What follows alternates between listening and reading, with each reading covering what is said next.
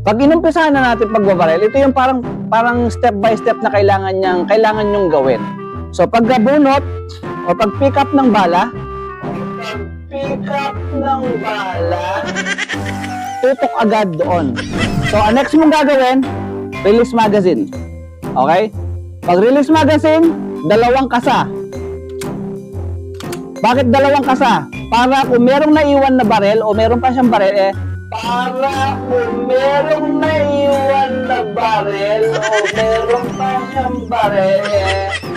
may eject siya. Yung pangalawa ay parang backup, para sure ball lang siya.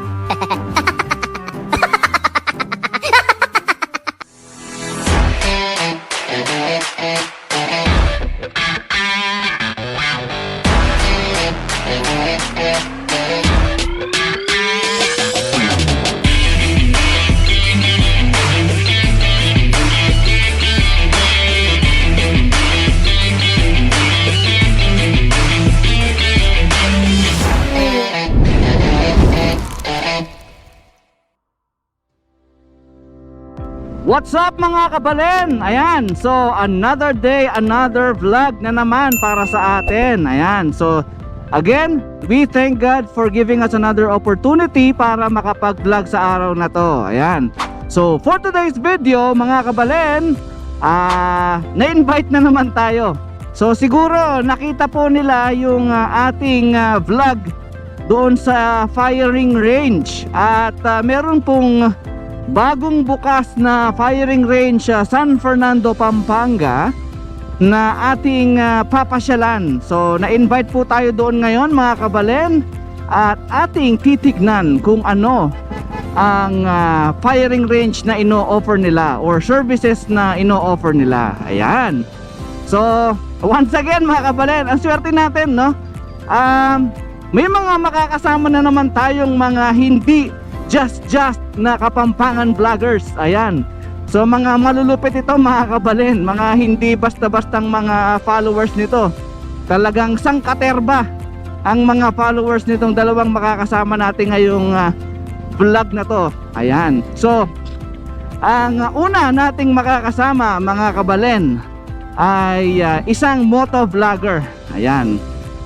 At ang motovlogger na ito ay si Pops Bry Motovlog. Ayan. So not sure lang hindi ko lang siya kasi updated kung ilan na yung followers niya. Pero ito, tignan niyo yung kanyang Facebook page. Yan ang kanyang Facebook page at yan ang number of followers niya. Pops Bry Motovlog. Okay. At ito pa mga kabalen, ang isa pa nating makakasama na isa pang matinding Kapampangan vlogger. Siya naman ay food vlogger naman siya. Pero may mga fini-feature din siyang mga resort. Ayan. So ito po ang makakasama natin, female vlogger po siya, female Kapampangan vlogger. Ayan. So I would like to introduce to you Kabalen Foodie. Ayan. So si Kabalen Foodie, sa YouTube and Facebook ko lang yan napapanood, no? Pero tignan mo nga naman ang pagkakataon, makakasama pa natin siya ngayong araw at makakakolab pa natin siya. So maraming salamat po sa inyong dalawa at napagbigyan ninyo si Kabalen na makipag vlog collaboration sa inyo. Maraming salamat po.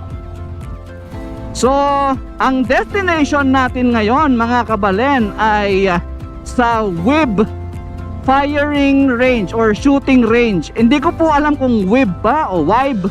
Basta ang spelling niya is WYB, like in boy. Ayan, WIB or WIB shooting range. Ayan. Mamaya tatanong natin ano ba talaga yung spelling niya, ay pronunciation ng kanilang establishment.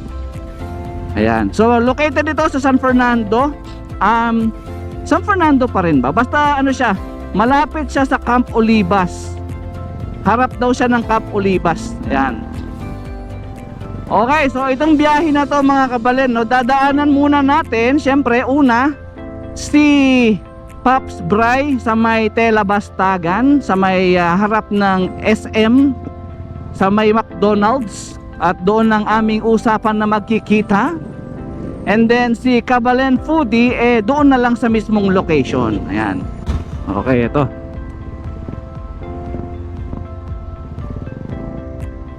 Heto na, McDonald's.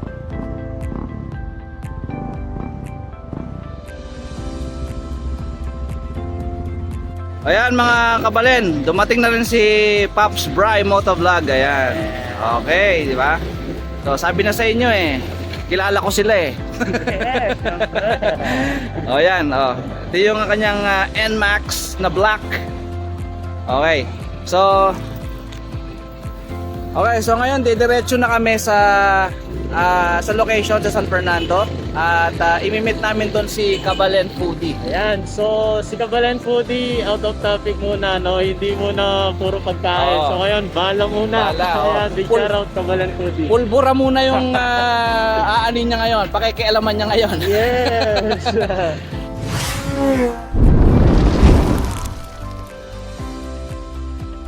So medyo bagal na lang tayo dahil malapit na. Mukhang dito siya sa right side natin.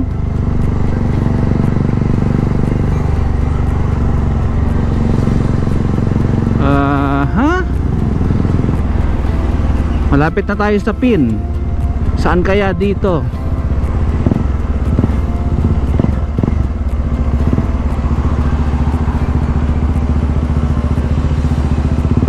Ayun, eto. So ito siya mga kabalen, Web Fidelis. Ayan. Sir dito.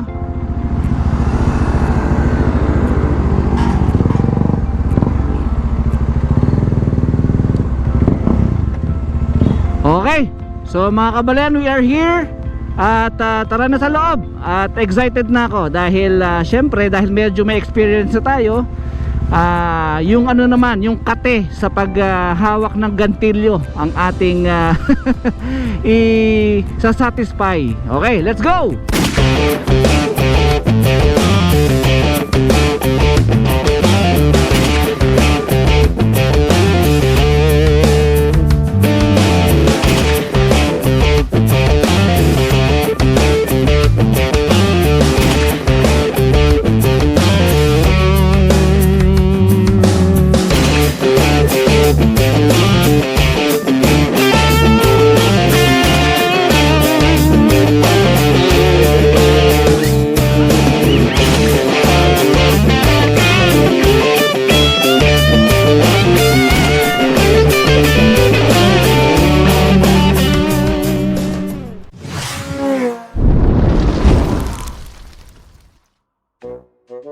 Okay mga kabalen, no? Kadadating lang ni Kabalen Foodie. Anong gagawin natin sa kanya? Pagtitripan natin siya. So tatanungin natin siya ano ba ang pakiramdam ng late. Yan! Let's go! Okay. Nasaan na ba siya? Nasaan na ba? So ayan, itong sasakyan na to, yan, yung Mirage na gray na to. So dun sa bababa. Pupuntahan natin siya mga kabalen. So biglaan interview tayo dito, biglaan interview. Nandito na finally si Kabalen Foodie. Anong pakiramdam ng late? Ayan. Sakto lang. Muntik na tayong inabot ng sunset. Nakakainis. Ako naman tanungin mo. Ikaw ba yung 1 hour? Oo. 1 hour early ka ba? Oo, muntik na ako matulog doon. Tara na. Okay, so ayun na mga kabalen, magkasama na natin sila. At tara na, pasok na tayo at tayo'y na mag-bang-bang. Babarilan. Alright mga kabalen, so andito na tayo ngayon sa WYB Shooting Range. Ayan, at siyempre we are very fortunate kasi makakasama natin ang dalawa sa mga matitinding vloggers dito sa Pampanga. First of all, siyempre si Kabalen Foodie. Ayan, so would you say hi to our Kabalens? Walang ganun. Hi, so this is Christine from Kabalan Foodie. First time ko po. Ayan, so first time niya mag-bang-bang sa shooting range. Ayan. And of course, we also have Pops Bry Motovlog. Bang, bang! Ayun, syempre first time din natin sa firing at syempre sana mag-enjoy tayo na sa firing na ito. Walang Oo. walang magbabali So mga yan. kinakabahan ba kayo or mga excited kayo? Dapat kabahan kayo, baka tamaan ko kayo. Okay. So ayun mga kabalen, no? Abangan nyo kami at tayo'y mag bang bang. Yan.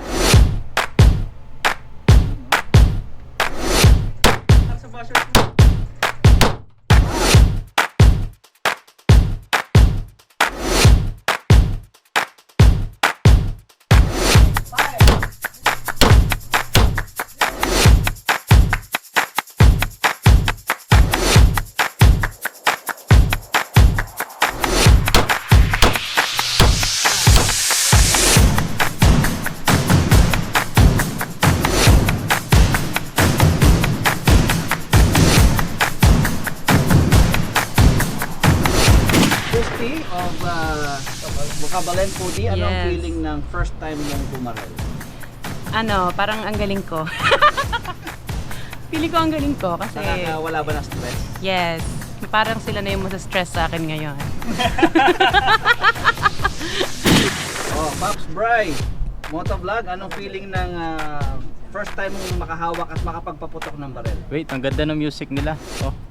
Hindi, syempre, nakaka-excite na nakakakaba. So, yun. Buti okay naman yung first firing natin. So, as in, first time natin to. So, goods naman. Kaya baka tuloy-tuloy na to. Alright. Oo, enjoy natin. Enjoy.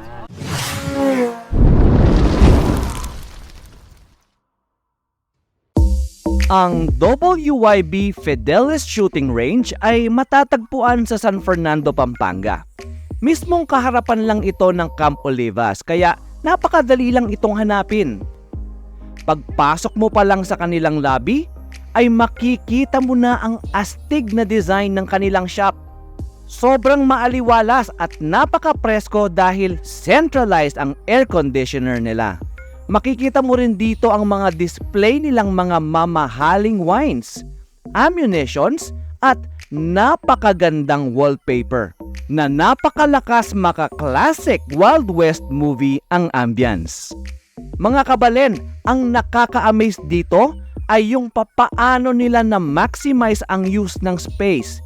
They've actually able to divide it into 4 parts. Ang lobby, lecture area, equipment area, at ang mismong 6-lane indoor shooting range. Kaya kung worried ka sa iyong mala porselanang kutis, aba, pwedeng-pwede ka dito. At dito rin, makikita mo ang kanilang mga display na ibinebentang gun units na talaga namang napakagaganda. Ngayon naman, pasukin na natin ang mismong range. Nakakatuwa dahil maa-amaze ka kung paano nila nagawa ang lahat ng mga ito. Napagkasya nilang lahat ng ito sa isang space ng isang commercial building. Centralized aircon ang buong range and fully soundproof para naman syempre hindi makakaistorbo sa mga ibang tenants ng building. Kaya kung mabilis ang pangtanggal ng stress o simpleng tanggal katilang sa pagkalabit ng gantilyo ang hanap mo, aba, perfect na perfect ito para sa iyo, kabalen. Kaya drop by na dito sa WYB Fidelis Shooting Range. Pwede nyo rin silang i-message sa kanilang FB page for further inquiries.